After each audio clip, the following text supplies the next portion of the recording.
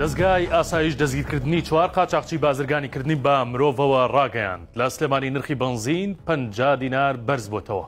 سەدان باڵندەی نەورەسیش مردار بوونەتەوە. سڵاوتان لێبێ. دەستگای ئاسایشی هەرێم دەستگیرکردنی چەند تۆمەتبارێکی قاچاقچی بازرگانیکردن بە مرۆڤەوە کە پەیوەندیان بە کەیسی جێراوکەوتنی یەختەکەی کەناراوەکانی ئیتالیا هەبووە ڕاگەیاند. ئەمڕۆ سێشەممە دەستگای ئاسایشی هەرێم بڵاوی کردەوە دوای بە دوواداچوونەکانیان توانیویانە. چوار لەو تۆمەتبارانە دەستگیر بکەن کە دەستیان هەبووە لە ناردنی ئەو هاوڵاتیانەی هەرێم بەڕێگەی قاچاق بۆ کەناراوەکانی ئیتالیا. ئاماژەی بەوەش کردووە کەس لە دەستیان دەرناچێت. هەوڵ و بە دوواداچوونەکانیان بەردەوامە لە ئەنجامی لێکۆڵینەوەکان هەر کەسێکی دیکە ناوی هەبێت و بەشدار بێت لە تاوانی بازرگانیکردن بە مرۆڤەوە لە ناوخۆ یان لە دەرەوەی هەرێم دەستگیر دەکرێن و ڕوبەڕووی یاسا دەکرێنەوە. بنزینی حکومی لە هیچ بنزیخانێکی سلێمانی نەدا بەش دەکرێت و نەدەفرۆشرێت. بازاری بنزینی بازرگانیە و لە بۆشایی ئەوەدا لە ماوەی 4 ڕۆژدا 50 دینار چۆتە سەر نرخی هەر سێ جۆرەکەی. لە ئێستادا نرخی بنزین لە سلێمانی بەم شێوەیەیە بۆ هەر لیترێک سوپەر بووە بە 1150 دینار. محەسەن بووە بە 1050 دینار و نۆرماڵ بووە بە 850 دینار. محەممەد حەسی بەڕێوەبەری نەوت و کانزەکانی سلێمانی بە 964 وت. نە لە ناوخۆی کوردستان و نە لە عێراقەوە سلێمانی ئێستا هیچ بڕە بنزینێکی حکومی بۆ نایەت. ئەوەی لە بازاردا هەیە تەنیا بنزینی بازرگانیە. بنزینی حکوومەت نەدا بەش دەکرێت و نەدەفرۆشرێت. ئەوەش هۆکارە بۆ بەرزبوونەوەی خێرای نرخی بنزین.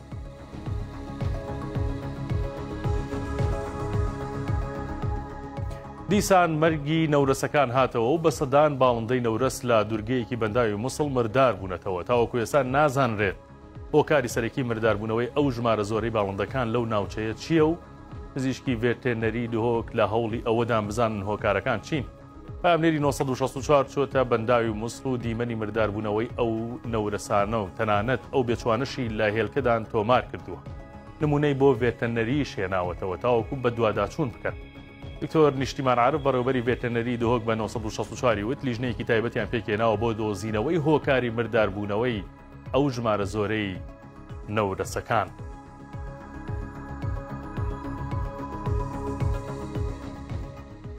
سەرشان ڕادەکێشم بۆ هەواڵێکی دیکە کە لە دهۆک ڕووی داوە.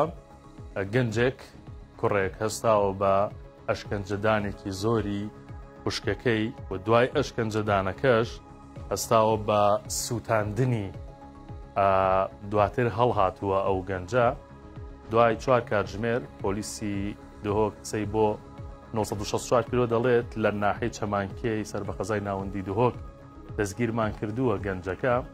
ئەو کچە تەمەنی لە نێوان 5 بۆ 30 ساڵیدایە و 964 قسەی لەگەڵ نەخۆشخانەی ستاوی دهۆکیش کردووە. دەڵێت ئێستا کچەکە لای ئەوانە جگەلەوەی کە ئەشکەنجەیەکی زۆر بەجەستەیەوە دیارە سووتێنراوە و ڕێژەی سوتاوەکەیشی لە 95 بۆیە لە حاڵەتی خەتەردایە و باری تەندروستی ناجێگیرە.